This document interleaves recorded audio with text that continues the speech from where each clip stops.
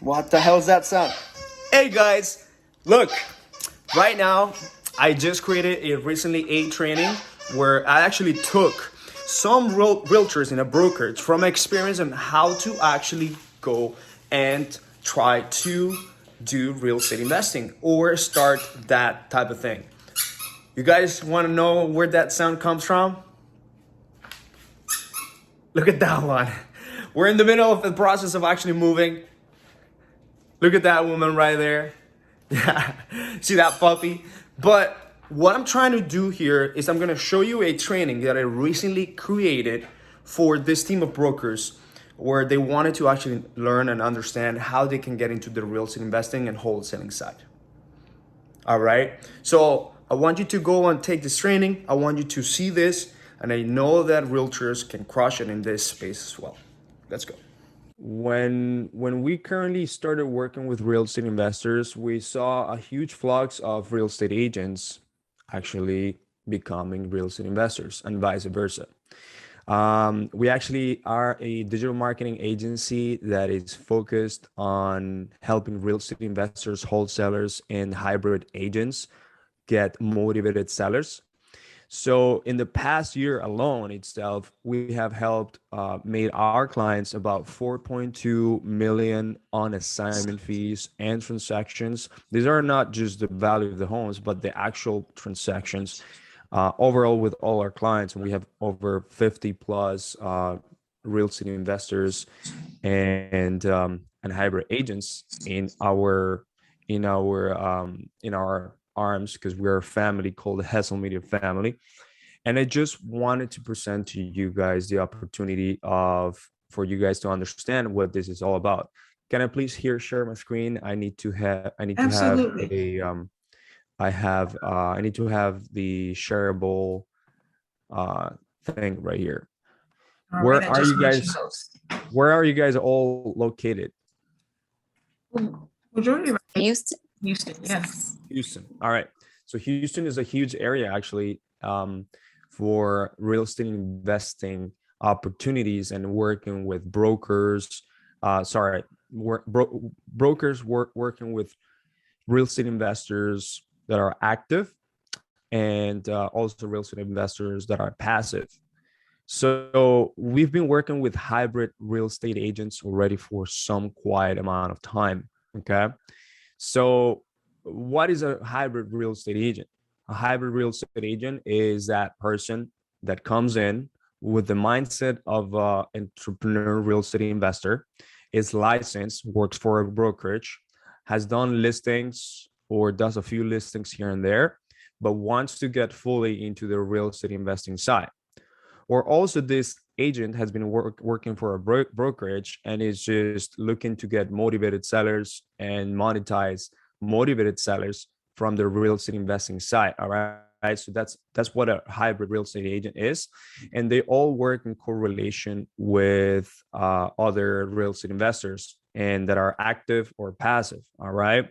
So what's my goal here for today? My goal is to understand why agents are killing it in the motivated seller space. And of course, we want to talk about the pros, the cons of real estate agents working with real estate investors and how to find the right real estate investor to work with for you to, start this type of journey and looking into motivated sellers in even in a more closer look and going a deeper dive because it's gonna open up a lot of opportunities. As you guys know, whenever you guys are doing your buyer and seller marketing, getting buyers or sellers, regular buyers or sellers, some of these people are irregular people that maybe are just they cannot just list their property right now because they are maybe going through situations or they are needing a lot of repairs in their house and they can't just list it at all, and then they have very unrealistic expectations about what the whole transaction is working with a real estate agent, right? And maybe you will find some of those, or a lot from sellers you'll find buyers, from buyers you'll find sellers. So in here we want to also cover in a very brief how to get into the real estate investing side. And I'm going to bring in here he's going to be a guest of mine. He's actually a broker, all right, and he also coaches also real estate agents on monetizing motivated seller deals, all right, motivated seller leads. So what I'm going to be doing is I'm going to be making him join here, all right, for him to giving you guys 10-15 minutes showing you deals that have been done as a real estate agent, being a licensed agent, but working with investor, or you being the investor yourself, all right. And we're also going to find out how to attract motivated sellers. We're going to actually build out here that foundation on how to ultimately attract those motivated sellers, how to attract them, because going after them is a whole different game. All right. So those are my goals for today. Perfect. Does anyone here actually work right now with investors at this moment? Yes, I'm starting to, but he's very interested in short sales for some reason. Short sales. So that's his niche. That's his industry, short sales. Okay. All right. Not a problem. Sounds good. Yeah. So we're going to learn that there's going to be different type of real estate investors, and which ones are probably the ones that will bring you the biggest pool of clients, biggest pool of sellers and transactions over like a period of time, and how you can actually potentially multiply that with working with real estate investor or as a real estate investor. So why can't agents crush it in the real estate investing space? This is a topic that I actually found out by working with a lot of real estate investors. But before this, I was actually working with a lot of real estate agents. And I didn't really understand what was the right correlation or just the synergy that could happen there until I really dove deep into it. For example, I'm pretty sure you guys work together with your mortgage brokers, officers. You guys maybe share some marketing, maybe you guys share clients and send each other clients all the time, right? But with real estate investors, and you working as a real estate investor too, you can also crush it in your both the regular getting a listing game and getting real estate investing properties for yourself, or acquiring properties through creative ways. All right. We can definitely talk about that. All right. Now, why can agents crush it? Because it's the ultimate correlation. Usually people are finding themselves hating that there is people out there lowballing motivated sellers. Lowballing homeowners, because these are motivated people to sell. And agents, they usually are kind of like competing, or they're trying to like go against that, and of course they don't think it's right and things like that.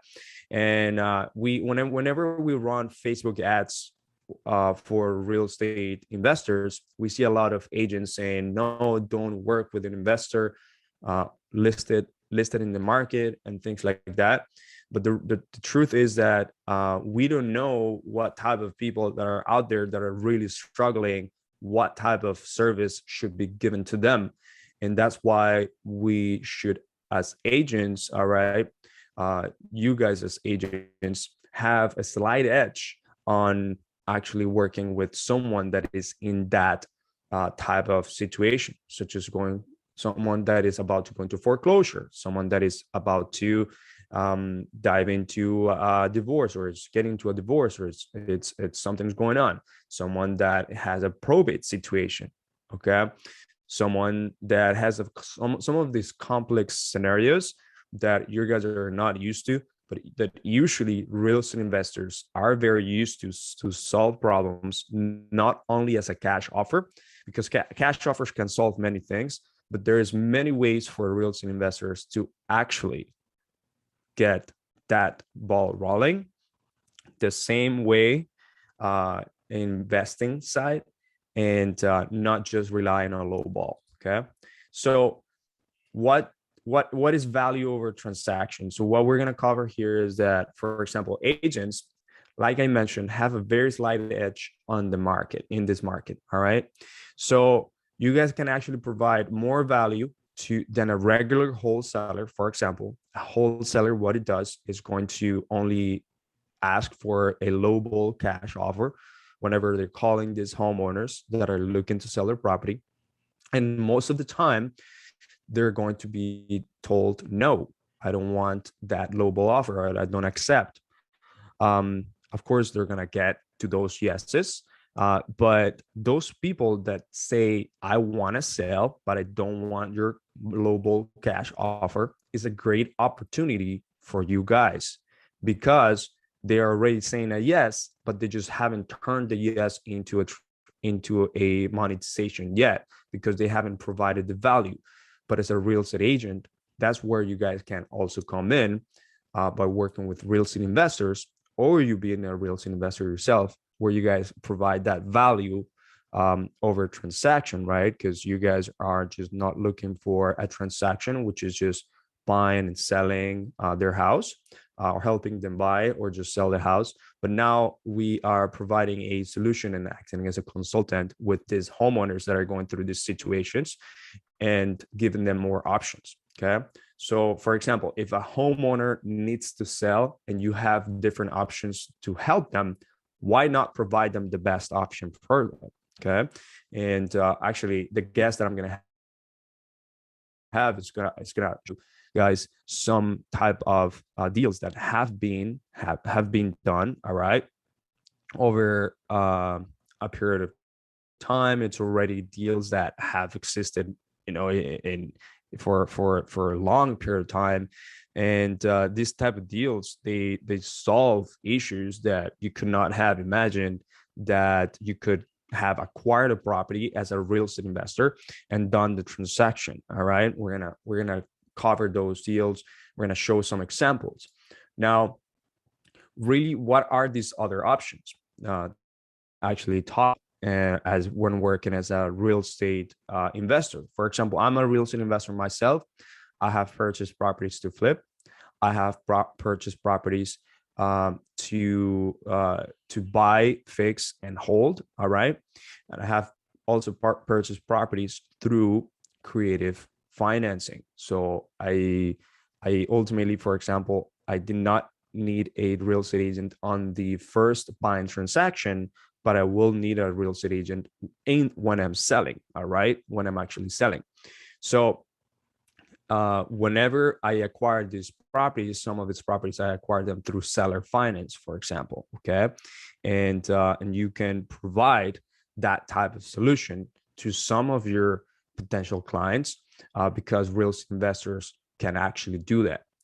If you learn that skill, that's also something that you can absolutely do as well. Of course, you'll have to disclose this type of transaction with your brokerage. All right. And make sure that you disclose that you're a real estate agent with every single client that you actually work with. Okay. So what are these options? So creative ways to help them sell their house without listing it. Okay. It doesn't, and not every house is going to be a list type of property. And like the people that can do those repairs or do those minor cosmetic things, and they have the money, they will list it for sure. There's people that don't, people that are financially struggling, financially going even more during the pandemic, right? So these are creative ways that actually real estate investors use to acquire properties apart from wholesaling or cash offers, to do a type of transaction on a 60%, 70% of what the value of the market is, right? Which is usually a cash. Okay. Has any of you guys actually been heard of creative ways to help sell a property or have creative financing? As any of you, if you guys have, just drop a one. I'd like to know about that. Drop a one in the chat. Awesome. So we got Michael and we got Erica. I believe Michael is not Michael, it's another person, right?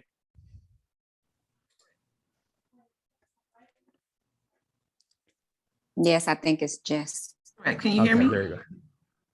Yeah. Okay. Got it.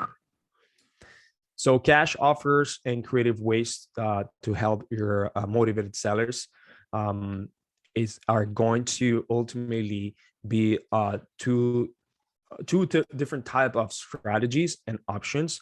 And during the creative wave, there's many different umbrella. It's an umbrella with many different type of things.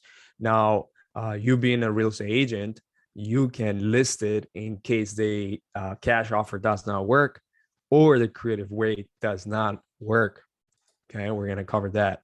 So one of the things that I believe Mr. Burke wanted to cover is the pros and the cons of actually working with a real estate investor. All right.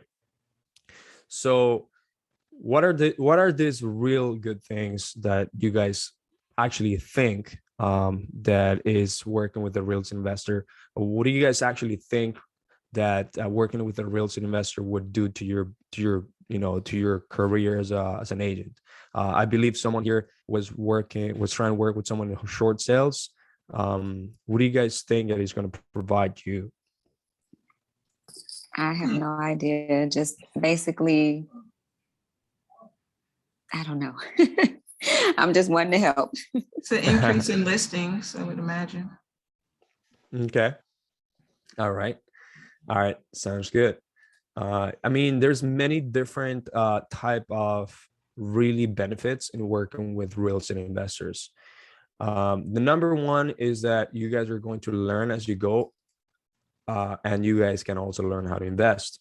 Usually, whenever you become a go-to person for a real estate investor, you are being shared all these tips. You are being shared all these strategies. You're being asked to give them what's the potential of the property, of the list of the listing that they have, or the house that they have potentially for them to buy. What's the potential on rent? All right. What's the potential of just on an ROI? Okay.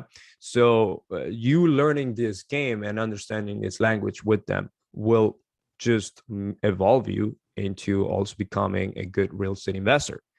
And the beautiful thing is that there's many strategies to handle complex situations, such as probate, pre-foreclosure, back taxes, all these complex situations that you would not usually just find with the listing. And you will be able to have also more type of options. All right. Even if it is not like such a complex situations, you're just going to have more options. Usually real estate investors, they will start everything with a cash offer. That's the first option, right? And why is it good to start everything with a cash offer? Because cash offer, it gives you the hook to start conversations with homeowners that want to sell. They always are either curious or motivated about what their property can sell for cash. So that could be a really good hook to start a conversation about selling the property of the homeowner, diving deep into the motivation, why they need to sell the property, what is it the real reason why they actually need to sell the property. Okay. And potentially offer them the option that they necessarily actually need. All right. So you qualify the homeowner, you understand their situation, you know when they need to sell, what's their true motivation. You also understand what type of repairs does it need. Is it need cosmetic, lots of work or something like that. And you understand what's their minimum amount of cash offer, or the rock bottom that they would accept as a cash offer for their property. If it is purchased as is, any condition, if it is purchased where you cover all the closing costs, everything, and the homeowner doesn't have to do anything but only sign the agreements and make sure that inspection is done, and then make sure that also the property is cleared during title. So you will give the homeowner the idea of that I can work with you, and you can provide me a better, easier, faster solution decreasing that perception of how long it's going to take in the regular market, and things like that, by providing them the option of a cash offer. When you provide this option, you still will have to disclose, look, I purchase properties cash. I can give you and pay cash for your property, but I also am able to list your property at top dollar because I am a licensed real estate agent on this brokerage.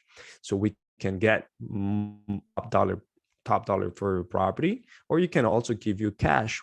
Not every single property fits a cash offer. So we can go through several options that we can give you, just to make sure that you are being fulfilled with the best value for what you need, and things like that. So one single investor can also provide you and bring you multiple deals per year. There is going to be this difference between active investors and passive investors. Do you guys know the difference between active and passive real estate investing?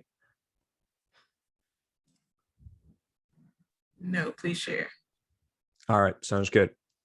So active and passive real estate investing is going to be very basically the name entails. When you're actively doing real estate investing, you are actively looking for properties every single month to either purchase for cash, to buy and hold, to flip, to wholesale, or to acquire as a whole.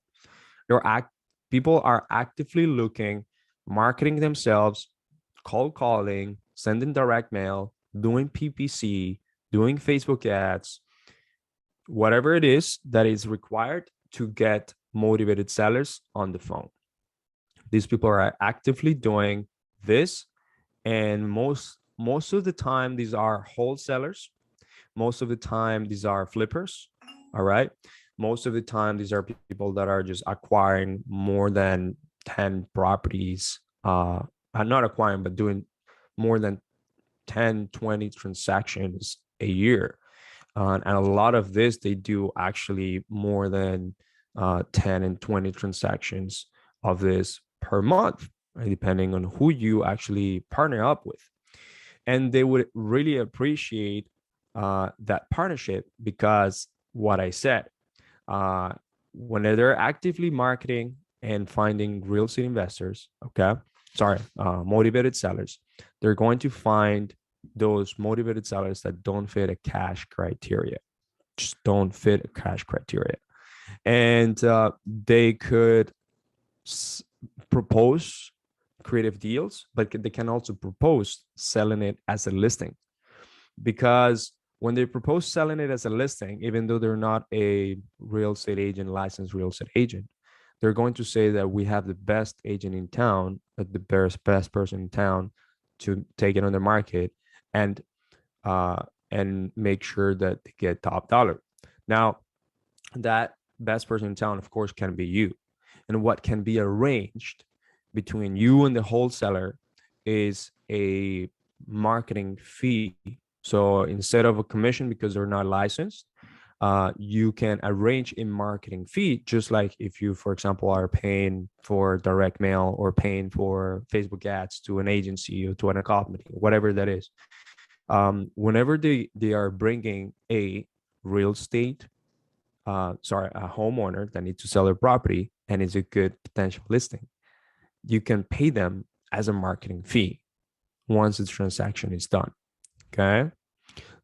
And those are actively people that are sifting through the options, sifting through these cash offers that they send. They send multiple offers to homeowners, and a lot of them are not going to work as a cash offer. I'm going to share with you guys real quick here, for example, a pipeline as an example. So the example of this pipeline is someone that is actually a real estate investor and sends a lot of real estate agent deals, deals to their agents. All right. So here Give me one sec.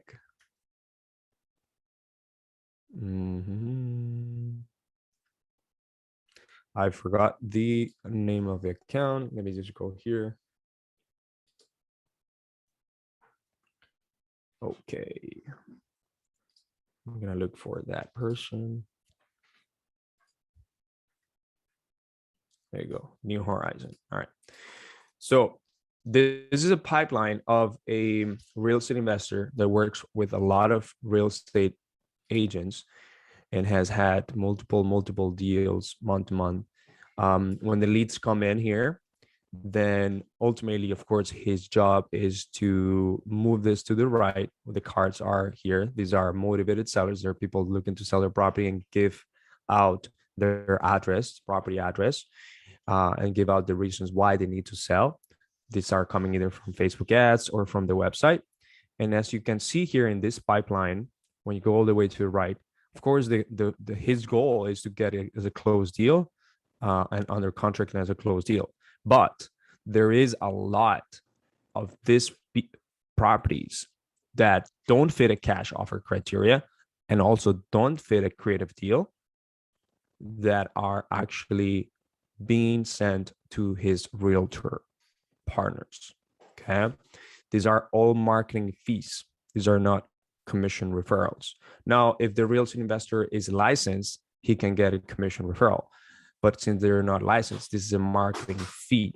All right. Once this is closed, it's a marketing fee that is being written off as well as tax purposes. Right. There's another here line called, it's called JV wholesaler, which is a joint venture. That's another thing. But usually whenever he's working with realtors, he's sending this for potential listings because these are people that said, I want to sell my house. I want to sell it for top dollar, or I want to get the most amount. But I cannot accept a cash offer right now. And maybe my house is just in a really good condition and it just doesn't make sense for a cash offer. And maybe he was not able to negotiate a creative deal. All right. We're going to go over a little bit more of creative deals. So one single investor can bring you multiple deals per year. So imagine having more than one investor, two investors, being that investor friendly agent, that hybrid agent. Imagine you also learning those techniques and helping your brokerage. All right. Another thing that you're going to achieve is seller relief because, like I said, a lot of sellers, they're really looking to sell, but the best option might not be a listing for them, depending on the situation that they're in. The best option might be getting cash offer that it closes quick, 14 days to, it could close in 14 days, depending if there is no issues in the title, or they can do a creative deal. So you can achieve seller relief, but also wholesalers can achieve more seller relief by working with an agent, because maybe that homeowner fits a listing, not a cash offer or a creative deal, right? So there's a synergy right there. Now, the pros is that this is more of a mechanical transaction rather than an emotional transaction.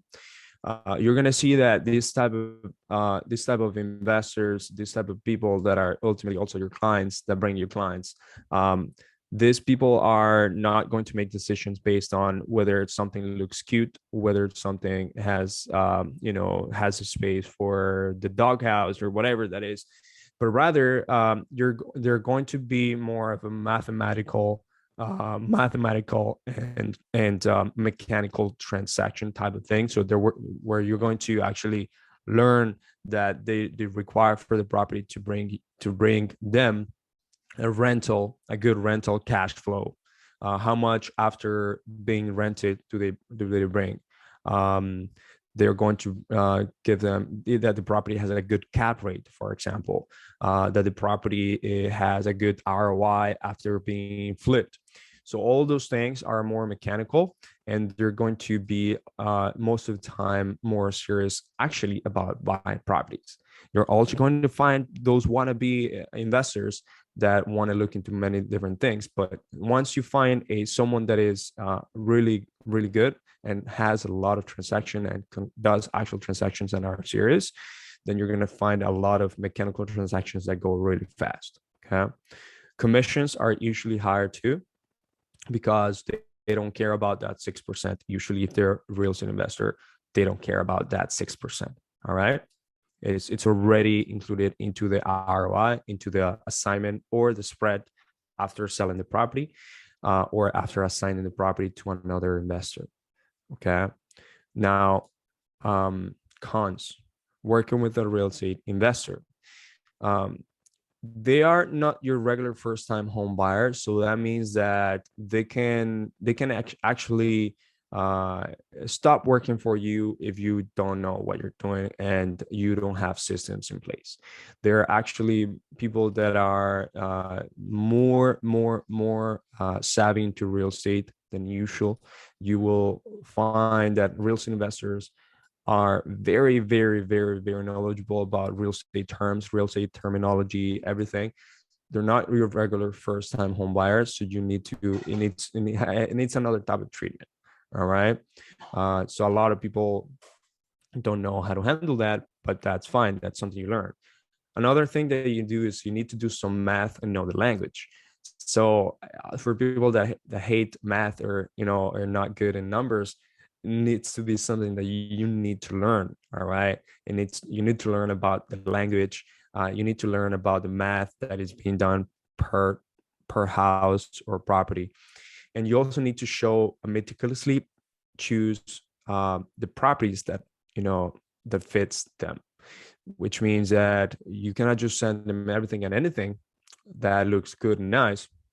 It needs to be properties that are going to cash flow or are going to be a good flip for these people.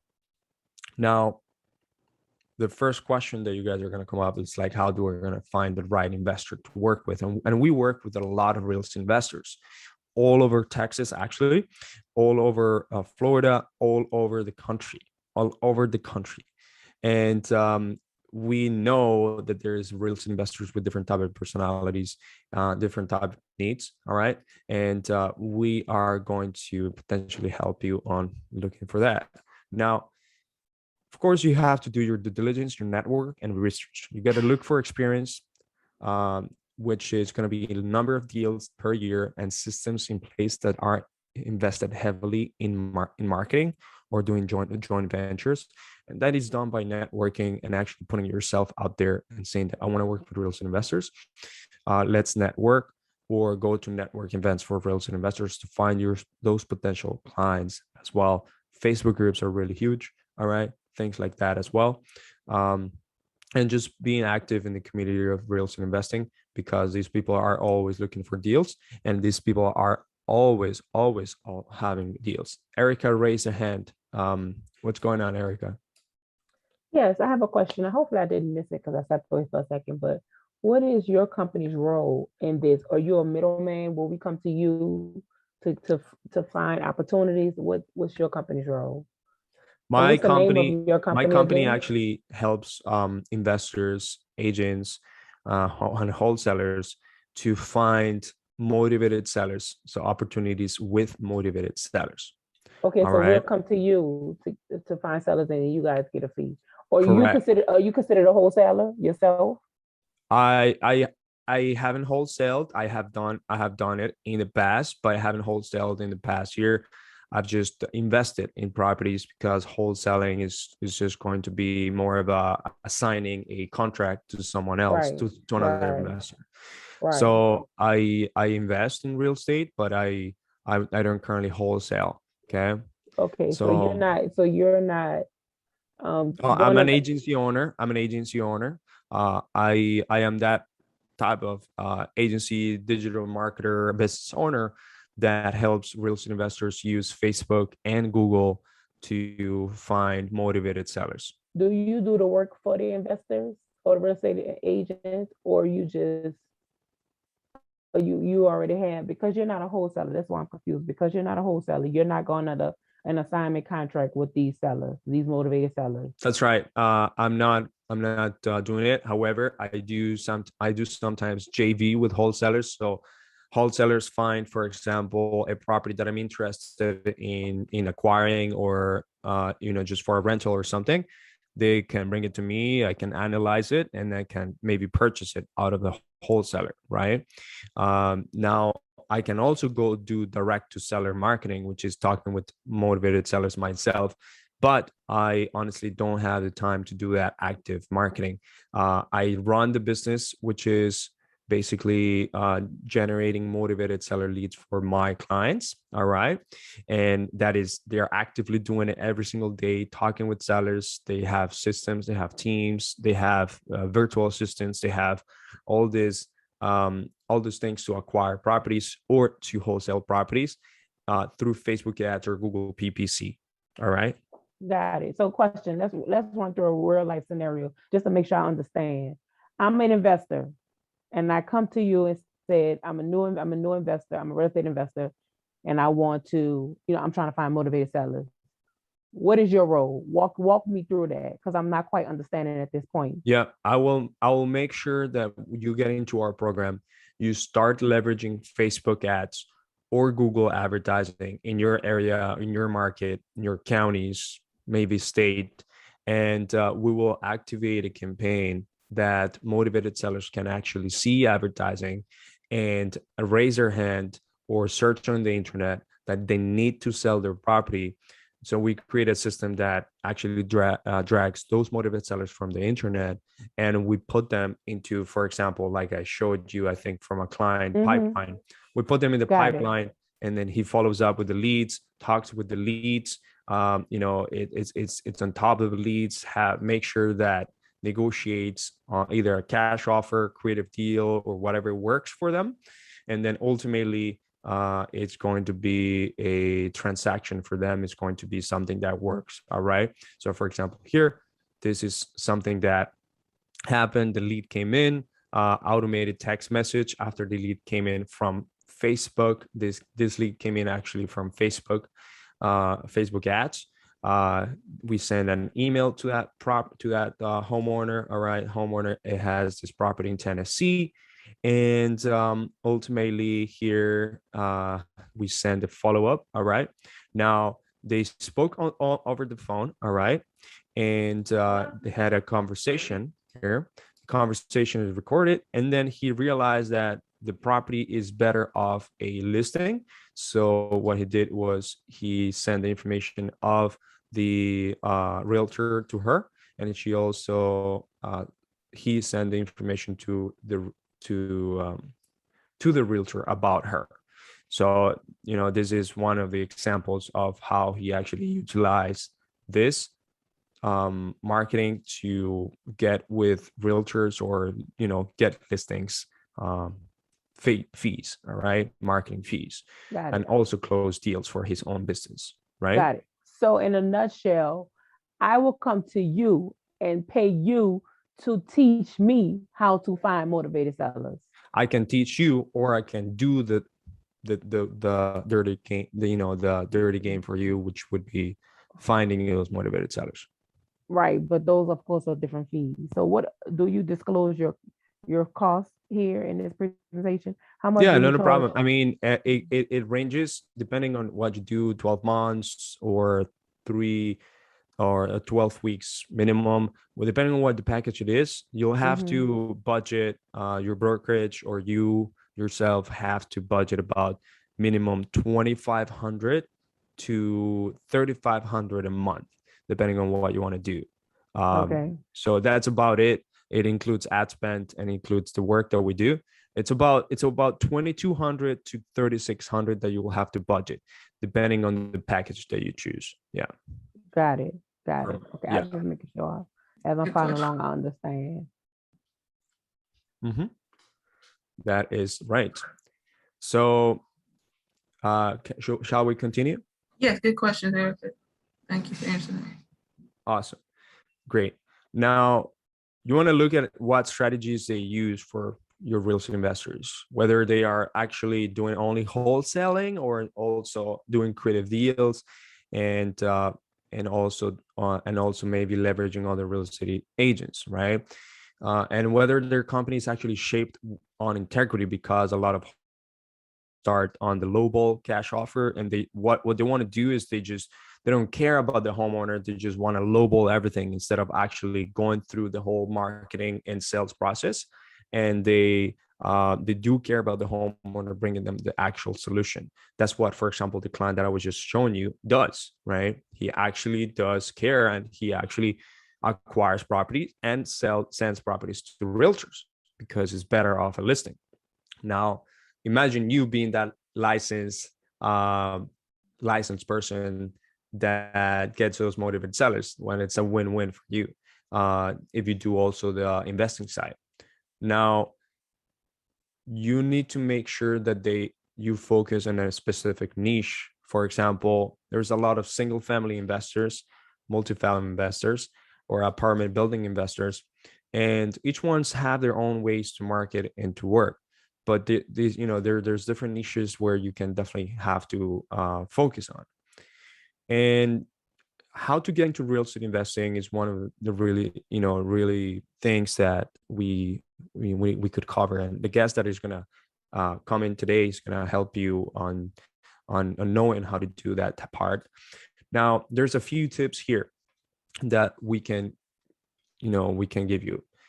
You will learn from an investor when you start working with them. So put yourself out there, look for real estate investors that can't close cash deals, maybe wholesale flips or so. But they have leads, they have seller leads, and will need your help monetizing one of their seller leads. So just put yourself out there, like literally in groups, be like, hey, I'm a real estate agent in Houston, Texas, and I love to work with real estate investors that cannot close their cash deals, or something like that. You can say, I'm a real estate investing friendly agent in a Facebook group and looking to partner up with good wholesalers and real estate investors that cannot close cash deals. And you can get that from a lot of people, because you're going to just tell them it's going to be a marketing fee that they get paid. So at the end of the day, they cannot close cash deals. Well, they send it to you because you're going to be able to list it. And if you're good at negotiation, of course, and sales as well, and finding the solution for them, at least you already are going to be that realtor go-to person for those sellers that they bring. All right, because these are usually off-market properties of people that need to sell. Okay. Now, a few tips also is that you got to learn the numbers. So, for example, cap rate, right? Cash flow, cash calculations, potential ROI for investors, for flippers, buy and hold investors. Those are things that you got to be able to do. So you got to educate yourself in for YouTube videos. Bigger Pockets, it's a big website that you can do. Also have podcasts, Bigger Pockets. Who here have heard of Bigger Pockets or follow Bigger Pockets? I have. Okay. Yeah, I follow them. Drop a one if you have. Awesome. You can also join Masterminds, all right, and learn from paid sources, from great coaches. For example, Sub 2 by Paige Morby. This is a coach that he also has agents under his team, and he is a big real estate investor based of Arizona, but he does the whole country as well. And he has a great mastermind called Sub 2, okay, where you can actually get a lot of investor clients or learn how to invest yourself too. Collective Genius is another one. There's many different out there. And the broker that is going to be coming in here soon is also going to give you a lot of different knowledge. Okay. Now, one of the things that I want you to understand is, this one was supposed to be being that motivated seller magnet. All right, so let's work on this, all of us together. How do we attract motivated sellers? Like actually people come to us. You have to be able to put yourself as that person that help homeowners to sell their property no matter the condition or situation that they're in. All right. So, or situation, whether that's as is condition property, and that you can help pay cash. All right. So that is one thing. You have to be able to also portray yourself as that agent, that person that can also help people sell their property no matter the condition, situation that they're in, as is, and can pay cash. You're going to start tracking people that are ultimately going through rough situations and they need to sell their property, or their property is just like they don't want to do any work in the property, they don't want to go through all the hassles and things like that, and you're able to attract those people as a hook. Okay, now you can attract people of course by putting regular free listings or posts, in Facebook groups that are local. So local Facebook groups, buy and hold, buy, rent and sell, whatever that is, buy, sell, trade, you know what I mean? Those local groups like buy, sell, and trade local groups in Houston. All right. Things like that you can help people get their property sold in a condition as is, that you can also help pay cash. All right, you can put this in Facebook groups and things like that. It's going to be able to portray. You can also, whenever we meet people, be like, hey, I'm a real estate agent, and we're able to get top dollar for your property, but we can also help you sell your property for cash. You can get cash for your property. So you actually are going to attract more people that are in motivated situation by having those type of benefits, because now you're working with real estate investor. Okay. The way that we're currently doing it is we actually do either paid online advertising. So basically what we do is we actually do Facebook advertising, all right, in your city, county, or full state, all right, and we are going to run motivated seller advertising. These ads are basically ads that say sell your property. So these are people that we're sending offers: sell your property as is and get top dollar. All right. So here, one of the things that you can do, this is one of the offers that you can do. Of course, those ads, they are properties. Sorry, there are pictures that you put in Facebook or videos saying that you can buy properties as is, cash. This type of offer is great for people that have a pain. They don't want to do the whole hassle of repairing it or just preparing it for listing. They understand that game, but they don't feel like it, but they're also going through a situation, and they also would want to get top dollar.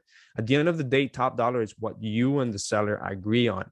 Okay, so what you and the seller agree on after having a conversation about the repairs that it needs, the condition of the property, their motivation, all of that is what you're going to agree on. And if you can list it and get great money for it, that's great.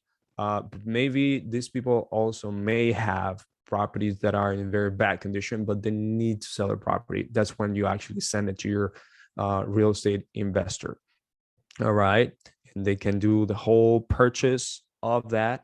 And then you can also make money on the back end by either, again, a marketing fee or referral fee for them, or you can also list the property once they have the property fixed up.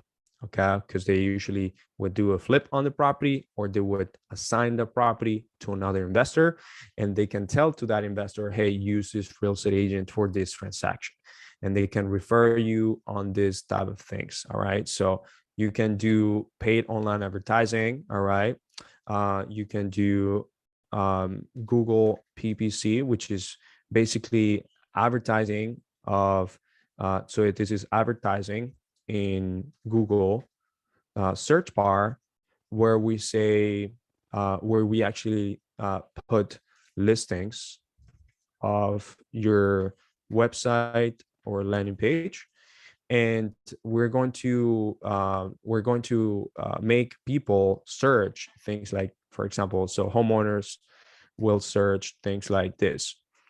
I need to sell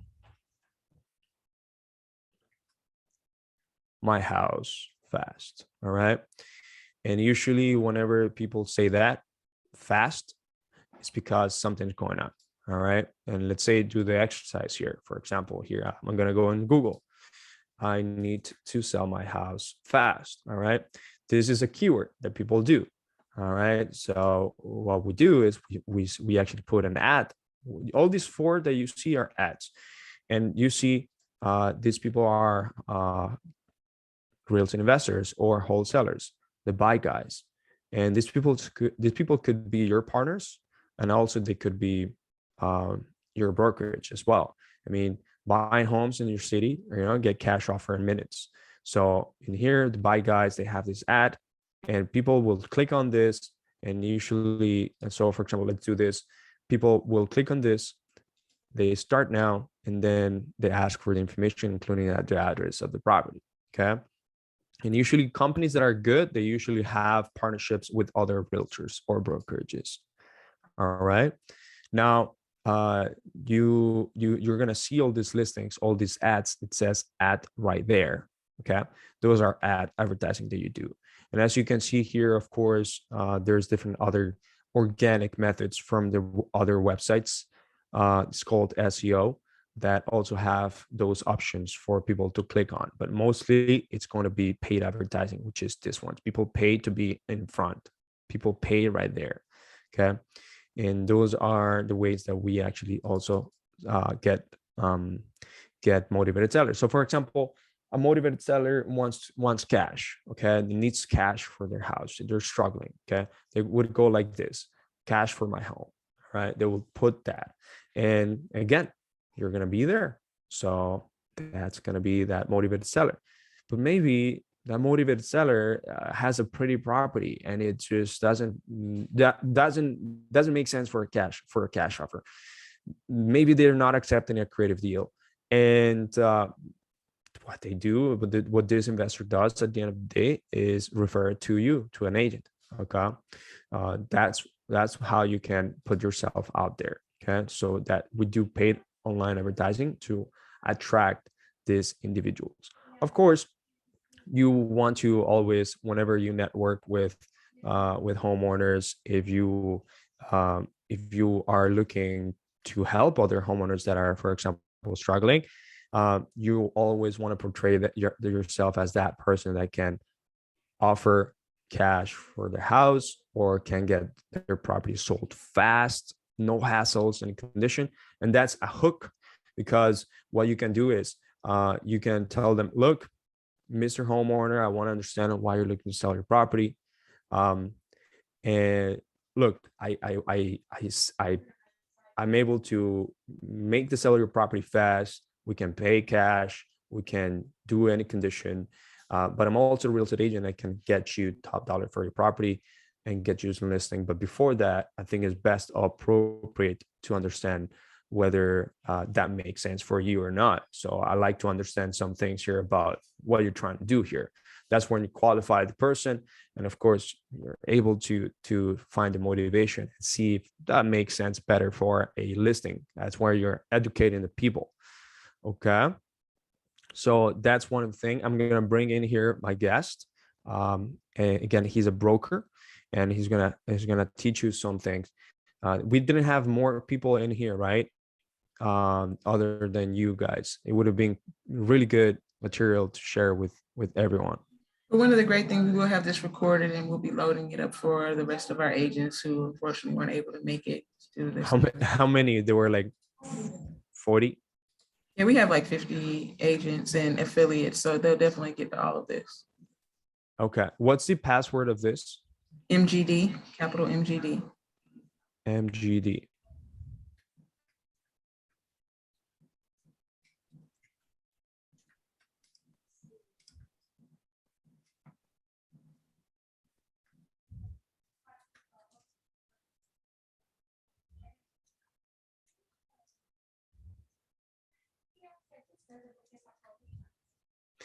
Okay, sounds good. So I'm telling him right now to join, and the password is MGD. All right. So how do you guys liking the idea of working with investors or being an investor yourself so far? This is great information. Definitely something looking forward to getting into it more actively. Yeah, absolutely. Uh, how long you guys been in the business as a realtor? I've been in and out of the business for 13 years. Once before I started in Atlanta, Georgia, and then I came to Houston, Texas, and started doing work here. I don't know, did you touch on short sales, or was that part of the, you were saying cash offers only? Yeah.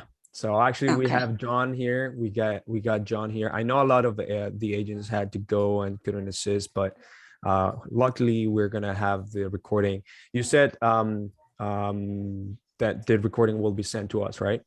Yes, it'll As be well. sent to you as well as to our agents. All right, sounds great. Now we have John here. I would love to get him on a spotlight for everyone. Okay. We got John Ramsden. He's actually a broker, and he is actually coaching real estate agents and how to make sure to monetize motivated sellers and get motivated sellers to work with you, for you, and how to utilize all this REI side. Okay. John, how are you, man? Doing pretty good. Thanks for having me. Appreciate it. Yeah. So I already went them through like the foundation of things. I send you the questions and I cover all of that. But we also told them that we could go through examples of deals that you've done, and you can also introduce what you've been able to do for real estate agents and help them do that they would never imagine that it was possible or anything at all. So I love for you to introduce yourself and just take it here, man. Sounds good. Well, thanks for having me. I do appreciate it. I was just going to pull up those questions, but basically what I've been doing pretty much my entire career, my first couple of years, I did the, regular realtor stuff, cold calling, networking, open houses, all of that. And there was a time where my dad got really sick with cancer and I couldn't do that anymore. And like anybody else, you start searching the internet and looking for things. And I came across working with motivated sellers, and I turned it on and I instantly had amazing results. So you don't have to, the thing with working with motivated sellers is you have to know what you're doing. You have to know how to work as an investor. But a lot of these people just want options. They want solutions to their problem, whatever it is that they're going through. And it's our job, being licensed, we can actually operate. I call myself a professional real estate consultant. I don't call myself a realtor. I am a realtor, I am licensed, but it's just one of the tools in my tool belt that I use to help sellers solve a problem. And when I meet with a motivated seller, I'm very much working for them. I'm on their side of the table, and I want to understand what's going on and what solutions are best for them. And many of those solutions I'm going to present are on the investor side of the table. But I also am going to bring them the retail option, a retail buyer, because if they have the luxury of time, it will yield them the most amount of money. And right now at today's market, we are doing a tremendous amount of fix and lists. So we'll bring in, do some minor repairs, not major rehabs, but we're doing rehabs and then getting market. It allows us a competitive advantage to stand out from other realtors. But when I started getting in this game, I would offer them a cash option. And I partner up with other investors. You don't have to have your own money to implement this. It's great to partner up with the actual cash buyers and flippers, because we can structure the deal in a way where we're going to make money up front in the form of an assignment fee. And then we have an agreement in place where we can list it on the back end when the renovation's done to get another paycheck. Now, once you get good and you have a good network of partners, I call them strategic partners, what we teach is also structuring in a profit share, where we're actually involved in the renovation. We're helping them get this property ready for what today's retail buyers are looking for. And we can carve ourselves out a nice 10 to 12, maybe even 15% of the profit share and list it and get an assignment fee up front to create multiple streams of income in our business, all from one house. So it allows us to make more money, add more revenue without having to sell more houses. I learned early on, I never wanted to be that guy. And I'm with Keller Williams, where you have to have this big team of people and managing all these agents to sell 400 homes when your profit margins get really low. My profit margins were really high. I run a lean, mean team, and we're able to provide more value to sellers and carve out a niche. Because look, the reality is that this niche in the marketplace, most realtors are not targeting them at all. And the reason they don't is because a lot of them aren't ready to meet with a realtor. If you just go and say, hey, I can list it, well, they don't care. I mean, just the reality of it. But if you take the time to walk them through what a cash offer is, what it looks like, the pros and cons of it, what a terms deal looks like, the pros and cons of the different terms options that they have, as well as the option to list as is or fix and list.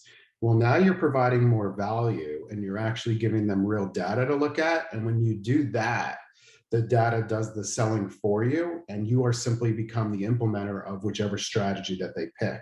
And it allows us to sit at the same side of the table as the seller, which is a great place to be.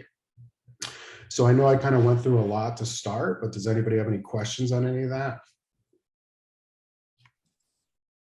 Not I, it was very thorough. Thank you. Anyone else have any questions? No, it makes sense. I can give you some, I know you asked for some deal examples, so let me share my screen here and I could just give you a couple quick ones here. Let's see, share screen. I'm not allowed to share screen right now, but if I'll make someone you wants host to give one me moment. access, I'm happy to.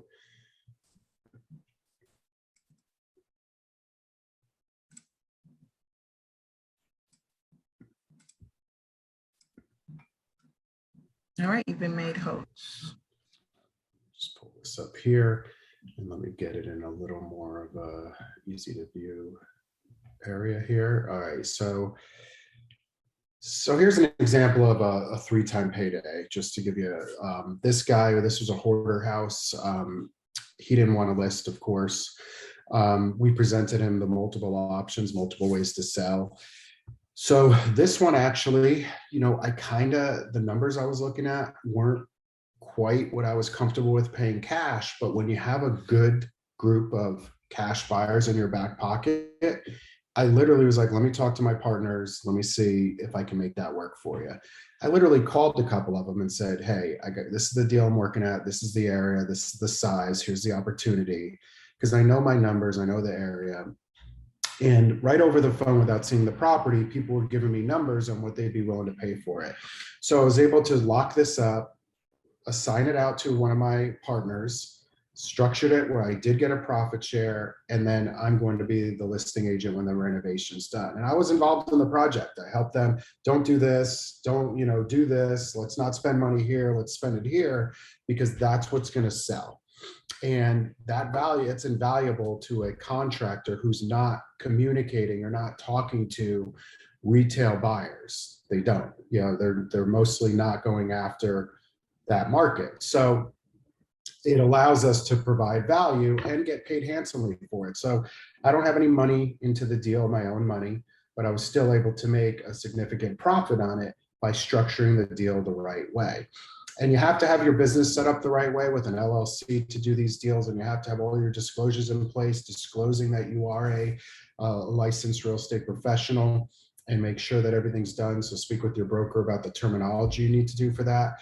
But these are the ways that I like to structure deals. It's my preferred way. Yes, I do flip my own houses. With COVID, I really scaled back on that because a lot of my timelines were getting screwed up. So I primarily do these types of deals. These are my favorite ones to do.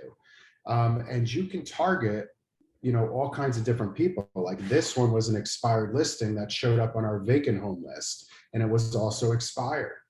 So I don't personally necessarily go after expireds or FSBOs, but a lot of times they will reach out to me when what they're doing isn't working, and they are frustrated and they're ready to start getting results quickly.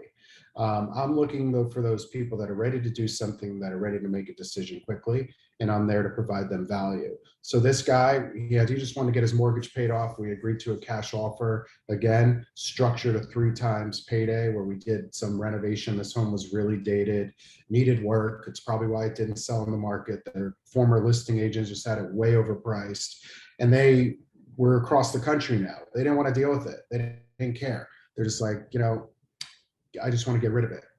We did offer them the option to list it again at a different price, but for some people, as long as their financial burden now, because this property became a burden, is gone, they're willing to give it up for a discount so we can build in a profit share and everybody can put in the hard work to renovate this home to get it to where it needs to be for today's buyers. Because look, today's buyers are looking for more move-in ready properties. They're willing to pay more for those right now.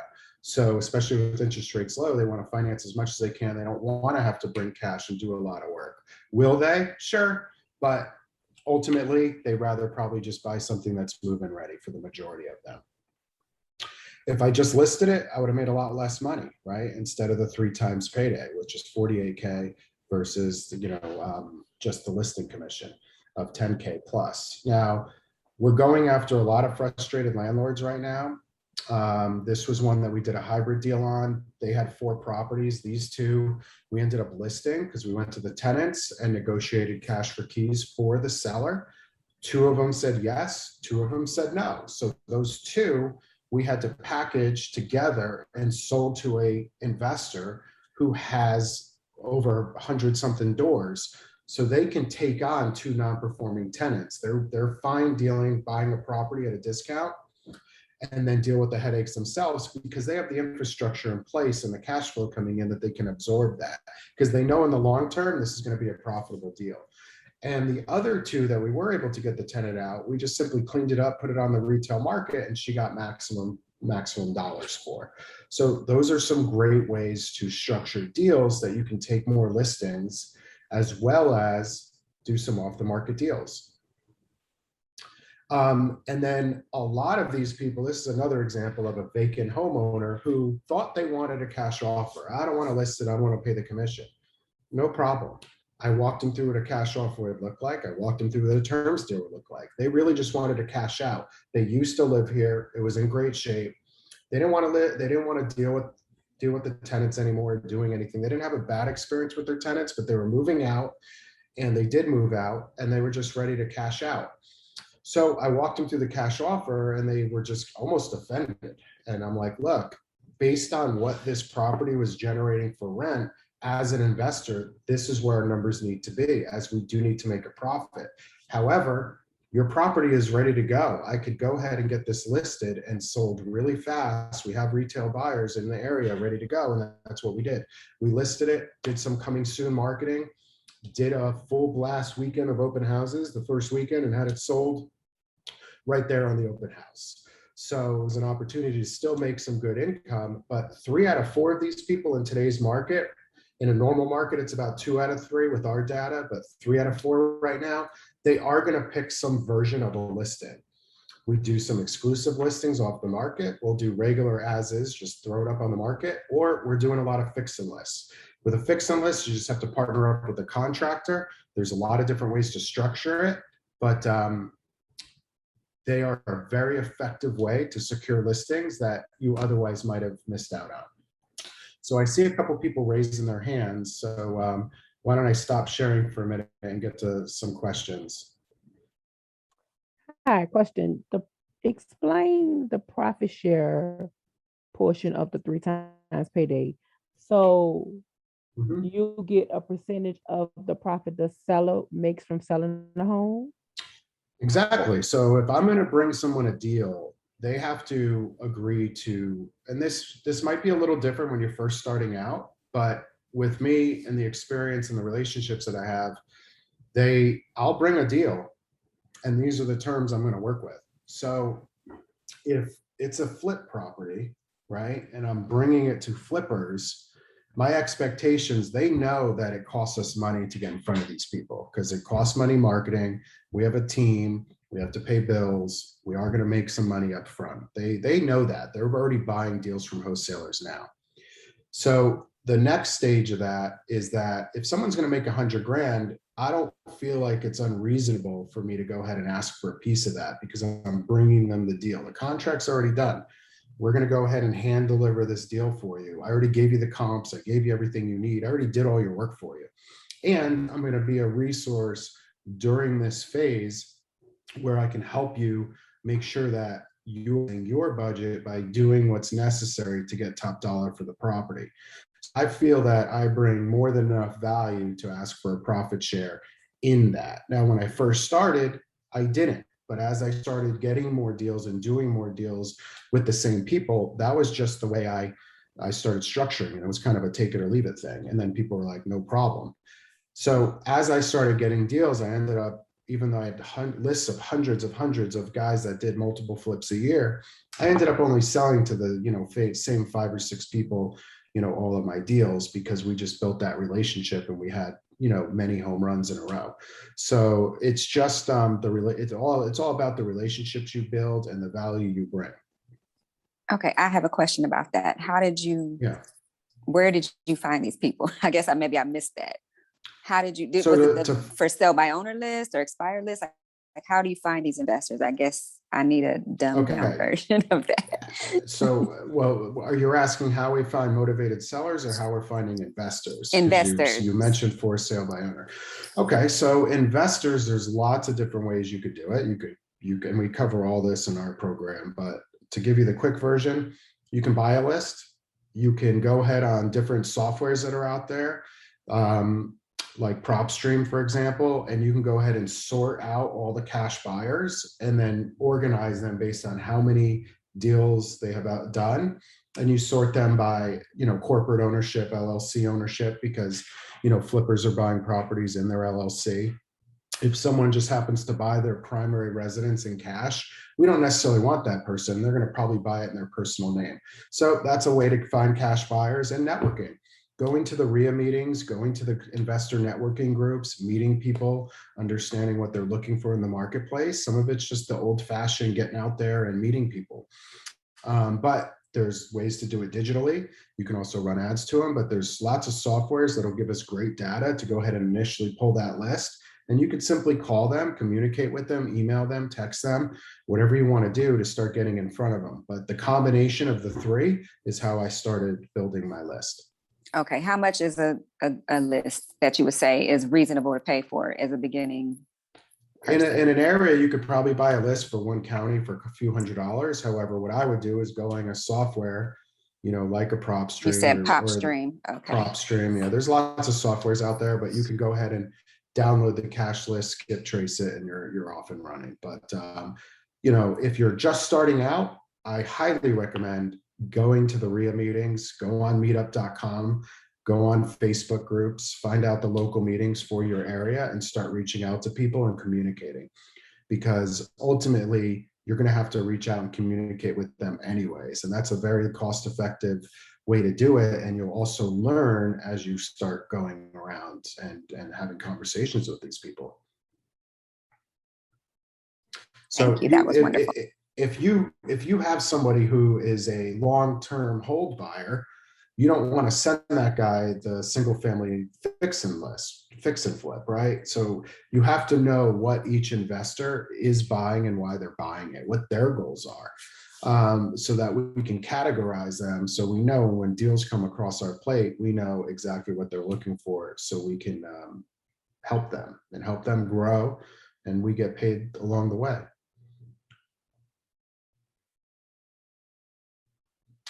I see some other hands raised. Anybody else have another question? I think that's all of them. She just put it down. That was good. Thank you. Okay, no problem. And we have tons of examples of deals, but I think that gives you at least a good area to go. Some of the things that I really made literally millions of dollars on is also working with private money. And when you start networking, getting out there, and you're bringing deals to people, people will start approaching you to partner with deals.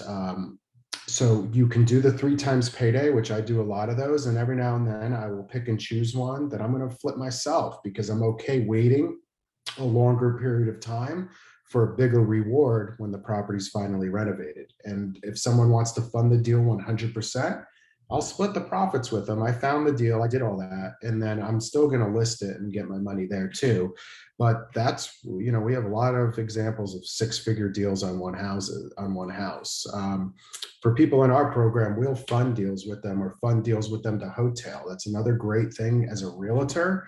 Now, a lot of people, when I explain it to them, they're like, I can never do that. I don't have the money. You don't need the money. If you have a deal, and what a hotel is, not a hotel, a hotel is there's a lot of properties I'll buy. I'm not going to fix them up. I'm going to clean them out with a cleaning crew, and I'm going to throw them right back on the MLS. And I'm okay waiting a little bit to list it, get offers, and sell it.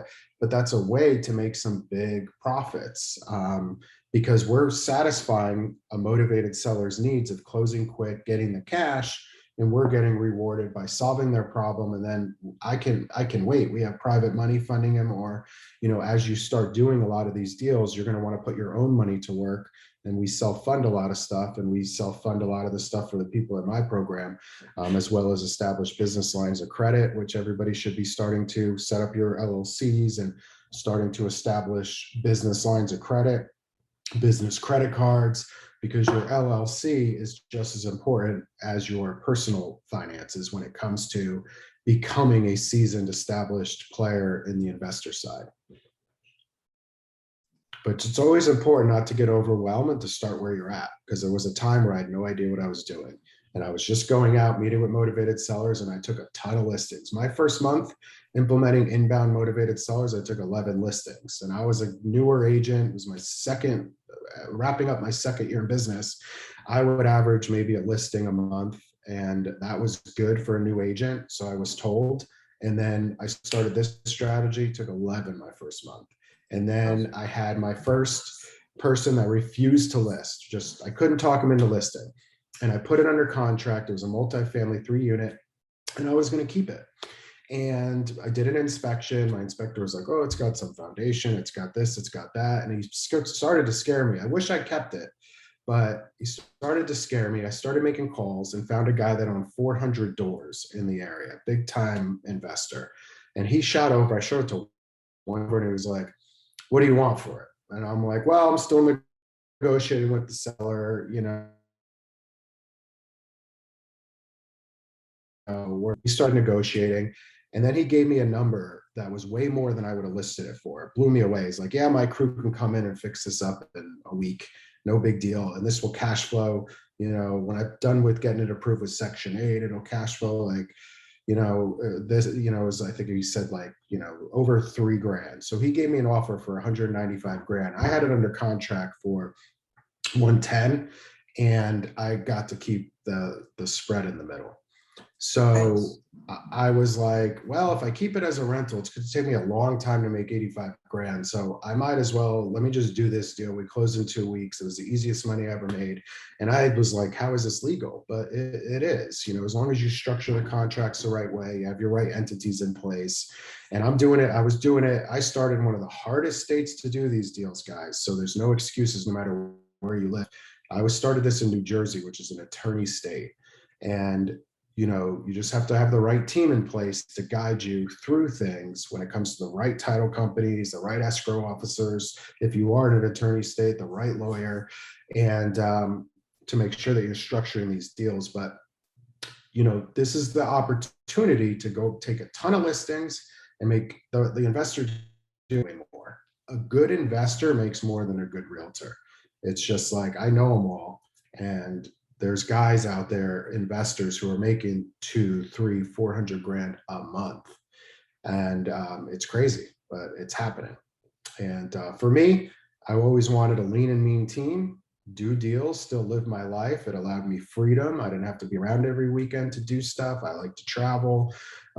So it allowed me that freedom of not feeling like I had to work 7 days a week anymore, which is what I was looking for. And then once you start establishing yourself as this person, the rest of your business, you can start to outsource. Like I haven't shown a house to a buyer in don't know, unless it's a personal referral I do here or there, but it's been a long time, well over 5-6 years. So just for me, I don't want to deal with it, right? So, but I still want to make money on that lead. So, I will send it out to either a showing assistant or a buyer's agent and do a commission split. So, but ultimately your highest paying dollars in real estate is getting in front of sellers, having good conversations, and trying to find ways to add value to their lives. If you can do that, you'll be the highest paid person in real estate.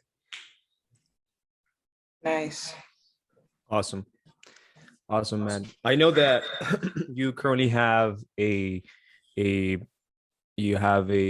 program that you can take in. You take real estate agents to help them realize and help them do this on a daily basis, weekly basis, right? How can people actually reach out to you? How can people actually find you, or how is that done in your end?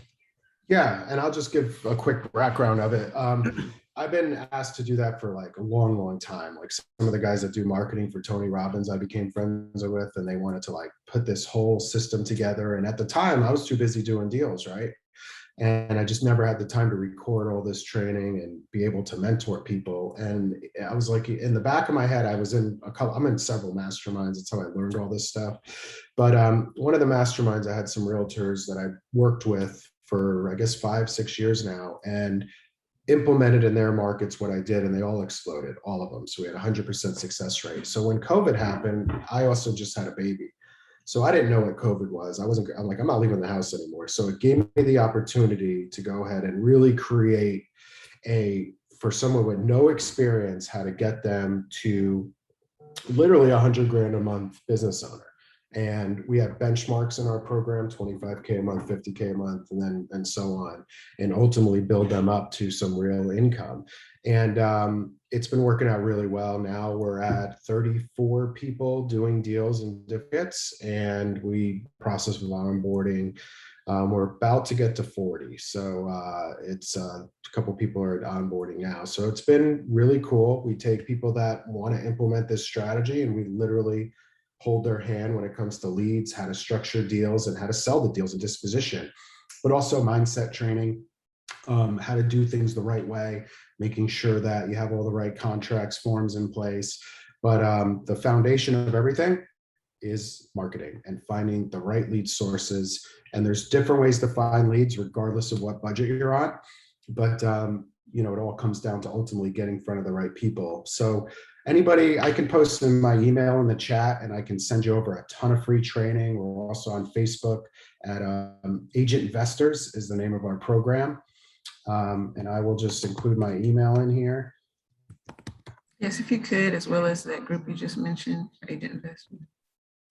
And if you want to just search on Facebook for Agent Investors, we have, and I will personally go ahead and email everybody out a bunch of our training that's not public. So you can, take a look and get some good foundation built. And if you ever want to have a conversation of exactly what our program looks like or apply, you're more than welcome to. We'll send you time to get on our calendar.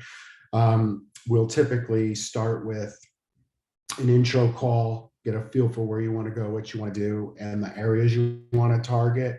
And me and my team actually will go back and do all the research for you. And then we'll come back together on a Zoom call where we'll walk through what opportunities you have there. And if we feel like it's a good fit for something for you to implement in your business, we don't just like take people to take people, because we create a real partnership, a strategic alignment with you where, my calendar's booked with Zoom calls all day, analyzing deals, doing deals, pulling funding for people. Like we're going to work and doing a lot of deals. We closed, I think, 19 deals last week as a group. So, regardless of the market conditions, you can make it happen. It's just a matter of going after the right people who need your help. And this is the people that are successful in this in general. And this is where we really differ from investors, is that I mentioned Tony Robbins once before, but I'm a big Tony Robbins guy, and you have to come from a place of contribution every time you're meeting with the seller. Now, some of the biggest problems we have, especially with the, the younger folks, nothing against them, but they'll come in and do a deal and make 40 grand real quick. And they're like, oh my God, it would have taken me 6 listings to do that. And then they'll make 60 grand real quick. And then they start getting these like wide eyes where they're just going after the home run deals. I'm like, no, you're not going to do any deals if you keep up that mentality. We have to come from a place of contribution, and you have to be there to service the seller first and foremost. Whichever option they pick, we're going to get paid. Yes, some pay more than others, but you have to be in a mindset that you don't care. You have to go in with an open mind and heart that you're there to contribute to better their lives. And if you do that, you'll be very successful working this method, because we're dealing with all kinds of unique situations, from divorce to probate to, frustrated landlords to perfectly ready to go houses that people are just trying to avoid working with a realtor until they realize that they're going to sell their house for a discount if they go with an iBuyer or cash and things like that. And if you're in an iBuyer market, we have ways to compete with them, and we have ways to work with them. There's a lot of houses that I do just go right to iBuyers and they pay me 3%, which I'm fine with. So there's a lot of different ways to structure deals. You have to be in the driver's seat of being in front of the motivated sellers, and then we figure out the rest later. So, but it's a great way to do business. I highly recommend it. And you're talking to the right guy who can generate an unlimited amount of leads for you. So it's just a matter of getting your knowledge base up so you know what to do with them, right? So, that's why there's 3 really core pillars to this. And when put together, you can turn it into a very rewarding business. That's right. So, hey, John, man, that's awesome. So you said that there's a Facebook group as well, called Agent Investors. Agent Investors, yeah. I can post a link to it. Yeah, if you can, man, that'll be great. Do you have any link where they can actually book a call just in case they want with you and everything? Absolutely. Let me just. Okay, I'll be able to provide that as well too. Now, guys, do you guys have any questions? I think I have one last guest here that is an actual client of mine. He's a statewide and multiple statewide real estate agent and investor that does investing and wholesaling in multiple states, but he's based out of Florida. Do you guys have any questions to John, or John has anything to add right now after this? No, thank you, John. We appreciate it. We'll definitely be in touch. All right. Thanks, guys, for having me. Appreciate it. Thank you, John. Everything's good now, right? Yes. All set on my end. Thanks, guys. Awesome. All right. Sounds good. So in the meantime, while we get that link information for the Facebook group and everything, I'm going to invite my client, who is the agent and investor. He's a wholesaler statewide. Okay. He does in multiple states. Okay. He does a lot of deals in multiple states.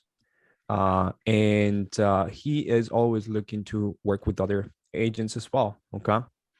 So I'm gonna get him here to join us.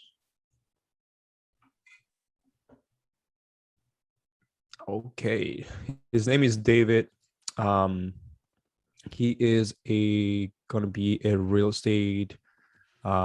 He used to work for a brokerage for the longest time, and he also is currently using his license to actually do the type of things that John was explaining, helping sellers that way. Thanks, John. I just saw the links.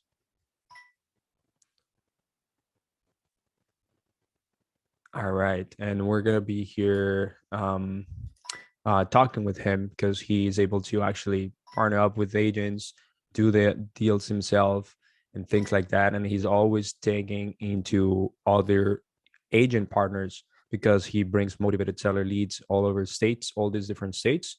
And he just needs also agents. For example, you guys are located in Houston.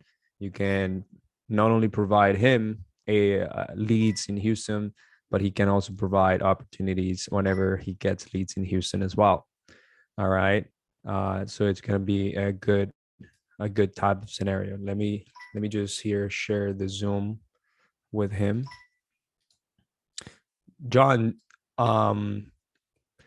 in your current program, do you guys do a lot of JV deals together? We do a ton. Yeah. And we're all over the country too. And I do deals in my own business in 3 different markets.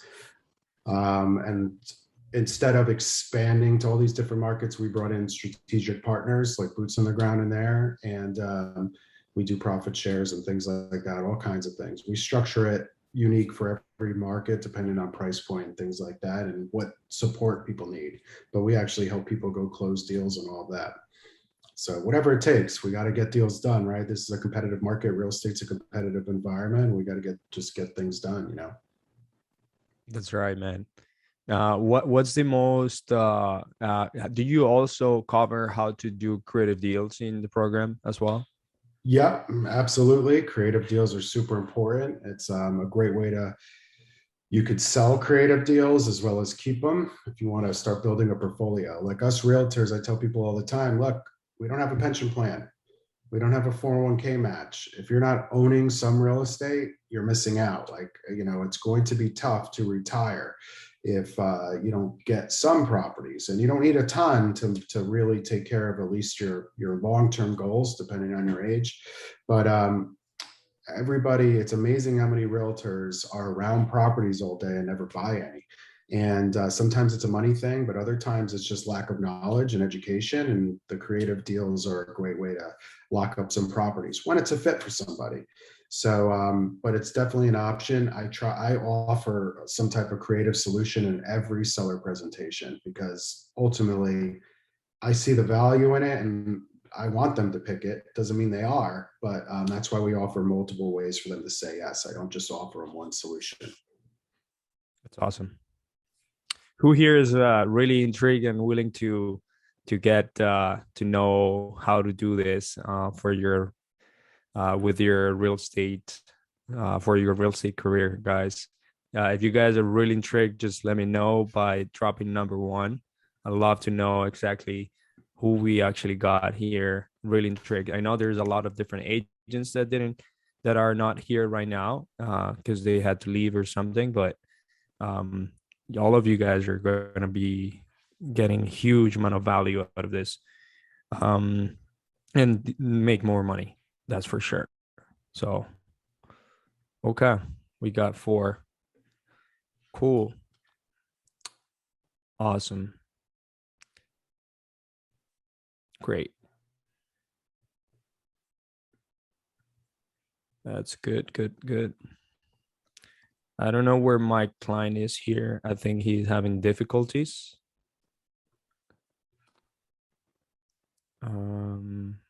But we can keep chatting and answer any questions, anything at all. We got quite a few people that said number 1. We got Tempest, Morgan, Chanta. There you go. Michael, Jamie. There you go. Oh, David is here. Oh, cool. Awesome. All right. So we have David here actually. So let's make sure that we have David on the spotlight. Whoever is, I think the host just changed. Can the host help me put the David as a spotlight? There you go. Putting David as a spotlight so that people can get to know him. There you go. Awesome. So David is a real estate agent based out of Orlando, and he is also a real estate investor. He's a wholesaler. He wholesales, but he's a true real estate investor. What John was saying, he's a true real estate consultant that truly cares about his clients, homeowners, and he does multiple states. He is also a client of ours. He utilizes social media, PPC, inbound marketing strategies to attract motivated sellers. And he is making money in the front end and also making money in the back end. So David here, this is a brokerage, part of the brokerage. Actually, there is way more agents here, but this recording is going to be available for everyone. It's based out of a brokerage in Houston, by Brooke. I think that's brokerage name. Brooks and Davis Real Estate Firm. Brooks and Davis Real Estate Firm. There you go. Thank you for that. And yeah, we were just talking to them, telling them how they can leverage real estate agents, that they can partner up with real estate agents and do deals with real estate agents. So I love for them to get to know you, a little bit of the good things, the cool things that you're doing, as a licensed person as well. And also your partner is also a broker. So a lot for you guys to, get to know. Yeah, absolutely. Thanks a lot for being so open and being able to have me on here with you guys. Pleasure from everybody that's in Houston and crushing it in the brokerage world. I'm sure Houston has been one of those meccas in Texas that is just going crazy right now because of the inventory shortage that we see across the nation right now. So hopefully you guys are taking advantage of that. I jumped on right when John was talking about alternative and creative investment in vehicles. And I mean, he hit it on the head, guys. There is no 401k and there's no employer contribution matching and stuff like that when it comes to real estate. The beauty and also the pain of it is that it's on you, right? So what me and my partner Jason, he's like my COO. He's called the integrator of our company for Florida house buyers. As Esteban mentioned, we're in different states. We're in North Carolina, South Carolina, Louisiana, Georgia. We're actually at our quarterly meeting right now at one of the spots in downtown Orlando. We're talking about jumping into one more state. So it's really exciting stuff, guys. And adding those kind of creative financing scenarios, or just overall creativity is very, very critical for your success, not only as an agent, but as you being the person that's trying to retire yourself in the end. It's very critical. So that's something that me and my partner Jason focus on a whole bunch, getting multiple streams of income. As he mentioned, we do wholesaling. We also have a lot of private lending lined up, so we take down properties ourselves. And as also John and Esteban mentioned, we do a lot of creative financing deals as well. We've bought a duplex 2 weeks ago, and we bought another property in Fayetteville, North Carolina 2 weeks ago. And so it's fun, man. It's fun, but with new opportunities come new headaches. But with new headaches like those come new growth. So we've been really in a great growth phase for that. So I wanted to open it up to you guys and just, I guess, overall see. I got about 15 minutes, and I want to make this as impactful for you guys as possible. So what are some of the things that you guys are encountering that you wanted some more clarity on?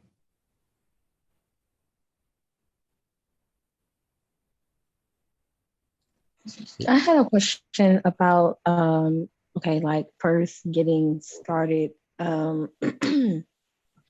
The main thing that I've always heard about, within the amount that you put in, what is a good, like for, a beginner, like as far as financially, like what would you say is? So are you asking like what you should what you should put toward marketing, or what do you exactly mean by the amount of money that, I mean, obviously money can go many different ways very quickly. Right. Well, this is just coming from people that have told me things about it, but not really educated me on it. Okay. The conversation always goes, well, I put in, this much money, into this particular property and then got back, however that goes, unless there's different ways. I joined kind of late, so I missed the beginning. So it always depends on who the individual is, right? The way that I always bring it up is, what are you willing to leverage? Are you willing to leverage money? Or are you willing to leverage time? Obviously, if your budget is a lot lower, you're going to have to leverage your time. Like that's like, let's say, for example, that's like door knocking. That's going out, driving for dollars. That's going out and just hitting the streets scenario. If you have the capital, then you're leveraging, of course, more of the money as opposed to the time. If you're able to leverage the money part, then that leads you to marketing methods, right? So your direct mails, as Esteban mentioned, we're clients of his with social media. We do a lot of Google AdWords promotions. That's how we've been able to jump to states. So you just have to, I guess, understand where you're at. It's a huge reflection scenario, right? When we first started out, I barely had 2 pennies I could rub together, right? So that's when I was hitting streets a lot harder. I was doing direct mail where I was, just grabbing like a yellow pad and writing, "Hey, I drove by your house at 123 Main Street. Would love to be able to see if I can make you an offer on it," and then send it out. It just depends on what the budget is that you're starting with and what you want to grow it to. Got it. That makes sense. Yeah. It's always, it's a very simple one. It's always, are you leveraging your time or your money? That's it. You got to leverage something. Always leverage. That's great. Hey, so David, I know that right now you're not in Houston just yet. Not yet. Are a lot of my clients are actually in Texas, and Texas actually is a very wholesaler friendly and real estate investing friendly. In Houston, there's a lot of people. But if you were to be doing deals in Texas, in Houston, in their market, around the Houston market, how can real estate agents, for example, this brokerage, be on with your business? 100%. So this is a great one. Thanks for asking that. Find out where your investors are going to. There is some kind of magnifying glass to where investors go to in certain parts of almost every city, right?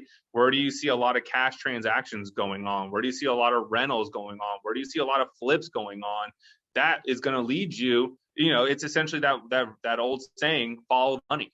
So follow the investor money. Wherever on your MLS you see cash deals going on, wherever you see a lot of rentals going up, wherever you see flips going on, that is where you should be honing in on. That's obviously a hotbed. So if you want to be able to make immediate impact and have an immediate buyers list, the best way I've heard it, and this was about a couple of years ago, your comps are your buyers.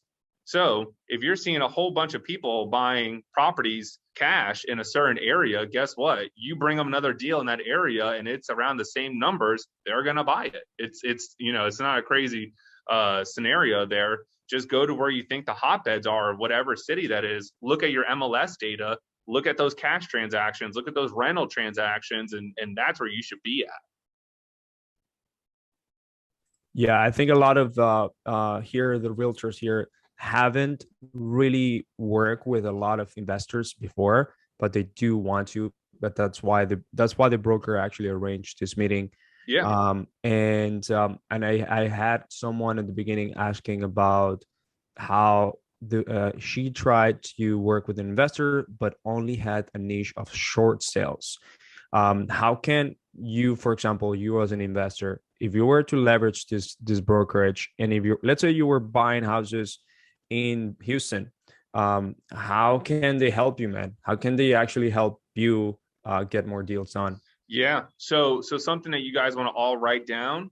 All buyers have something called a buyer's box or a criteria. So you want to first find out what criteria the people are that you're trying to market with, what they're looking for. Some people, as he just mentioned, this is just a law of averages, guys. So don't get discouraged by working with one or two investors. That's just like in a hot market like you are right now, trying to make one offer on one property with your buyers, right? You got to understand that it's about being consistent and persistent with these kind of scenarios, right? So find out when you're coming across these investors, hey, do you prefer more have buy and holds? Do you prefer to have flips? If you are doing flips or buy and holds, what is typically the price point that you're targeting? What kind of return on investment, ROI, that you target with that? Those are all very critical questions to be asking. A very big one here in Florida, I'm not too sure if it's in Texas, but asking the comparison of, do you buy block homes as opposed to wood frame homes, or do you buy both? There are certainly some people that are fine with buying wood frame houses, and there's some that don't want to be anywhere near those. Another big thing is understanding if they want to deal with HOAs or not, like a condo or a townhouse. Some investors like that there's an HOA because it holds people a little bit more accountable. Other investors hate HOAs because it's a sunk cost no matter what. So let's just say, for example, if you're getting $1,000 in rent from a tenant in a condo, but the HOA is like $300 a month, no matter what, that HOA has to get paid. Otherwise, it's going to go into possibly a lien, and then it could go into a foreclosure, but it's a sunk cost nonetheless. So $300 is always coming out of every single paycheck. And then you always have your taxes to worry about, insurances, and any kind of miscellaneous things like if they break something or whatnot. So you got to really have an idea of what you want to ask these people. Like I said, some are cool with HOAs, others want to be as far away from them as possible. Yeah, and I think having a license in this real estate investing space right now is more important than ever. You know, this past years there's been a lot of states that regulated wholesaling, for example. So you have to be licensed now. For example, Illinois, now Oklahoma, I believe so, and it's gonna just continue happening. So you guys have that slight edge that I talked to you about.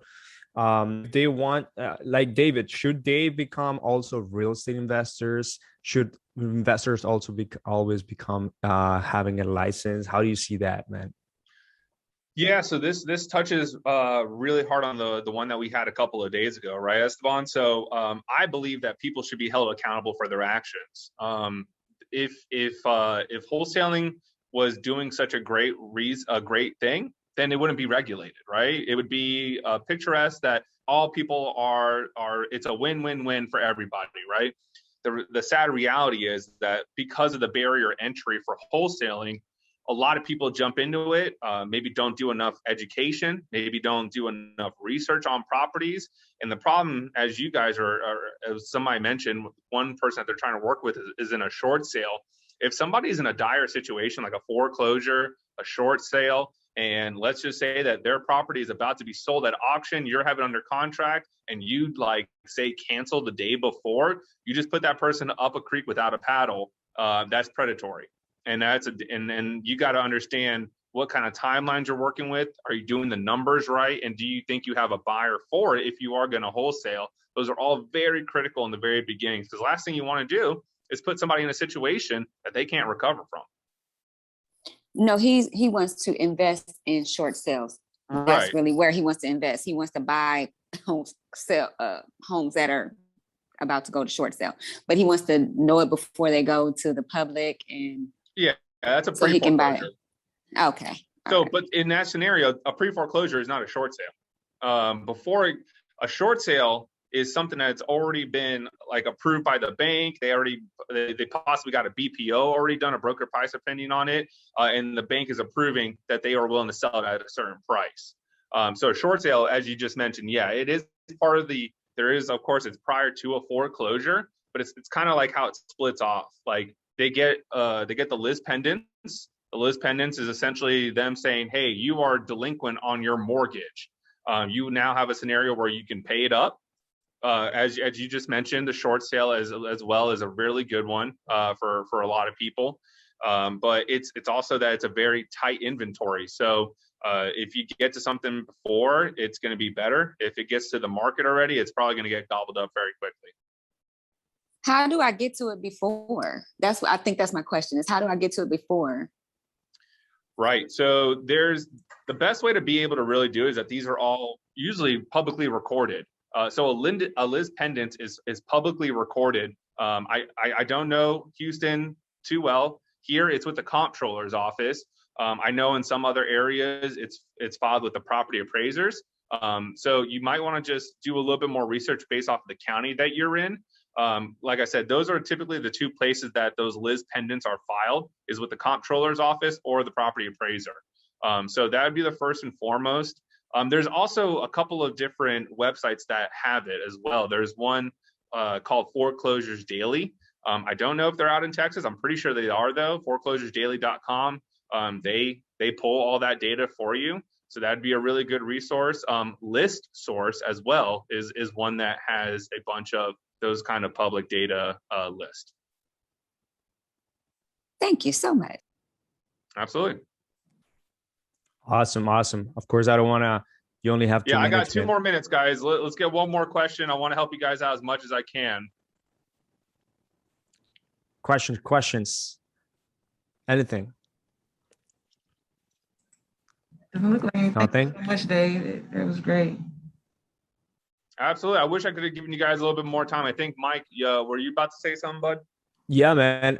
Man, I know that you're a go-giver. You're a person that is actually also caring about people that are getting into this business, how you can partner up, strategically partner up as well to do deals for your business and also help them out. How can Yeah. people actually reach out to you? How can people actually get to know you, follow you on social media, Facebook, Instagram, TikTok, OnlyFans, whatever that is? I am not on TikTok, so you won't find me there. No, okay. Facebook, it's very simple. As you guys can probably imagine, David Pupo is not too common of a name. So you can probably find me there pretty easily. And under Instagram, it's David Pupo with an underscore after that. Yeah, guys, I post videos all the time. We've been taking on coaching clients. We've been pushing our company to some pretty high lengths right now. It's really exciting. I love doing these quarterly meetings that me and my partner are in right now. We're actually in a boardroom right now. So I wanted to just take some time to help you guys out, reflect on what you guys really want to get done, because it's in the beginning, just like anything else, it's a grind. There is no other way of putting it. You got to really want it, because in a competitive market like Houston, I'm sure if you rest on your laurels, somebody's going to eat your lunch there, and that means another property taken away from you. All right, man, that's great. Thanks for actually sharing that. I know that you're gonna have another meeting here. I already shared the information about you. This recording is also gonna be sent to us, so you're gonna have it for your highlights and and everything. All right, thank you so much, man. I appreciate Absolutely, you. guys. Crush it. Have a fantastic fourth quarter, guys. Thanks, David.